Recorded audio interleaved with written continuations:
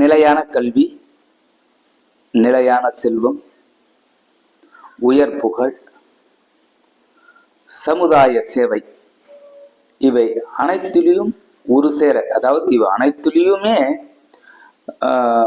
ஈடுபட்டு அதில் வெற்றி பெற்றவருடைய ஜாதக அமைப்பு.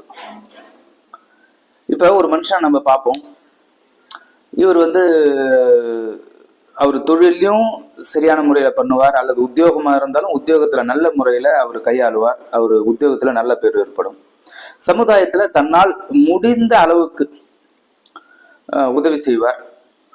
இவர் கண் எதிர யாராவது பசியாலோ அல்லது வேற ஏதோ ஒரு விஷயத்துல கஷ்டப்பட்டாலோ அவர் இறங்கி அதை நிவர்த்தி செய்ய 100% முயற்சிப்பார். நிறைய சமுதாய சேவைகளை செய்வார். இவர் இவருடைய இருக்கும் இடத்துல இவர் பிரபல்ய ராஜயோகத்தில் இருப்பார். அந்த மாதிரி கிரக அமைப்பு யாருக்குங்க இருக்கும்?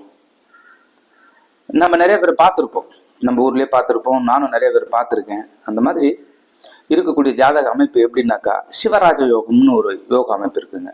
அது எப்படின்னா, சூரியனும் குருவும் பரஸ்பரம் கேந்திர திரிகோண இணைதல், இப்படி இருக்கும் பட்சத்துல சிவராஜ யோகம் ஏற்படும். இது வளர்பிறை சந்திரனா இருக்க வேண்டும் அல்லது பௌர்ணமி யோகமா இருக்க வேண்டும். இது முழுமையான பலன்ல வேலை செய்யும். இந்த மாதிரி அமைப்புடைய ஜாதகர்கள் கலெக்டர், அதுக்கு மேல புது துறையில இருக்கக்கூடிய ஒரு உயர் பதவியில் இருக்கக்கூடிய ஒரு அமைப்பு இந்த யோகம் ஏற்படுத்தி தரும். குரு கடாட்ச சித்திரஸ்து.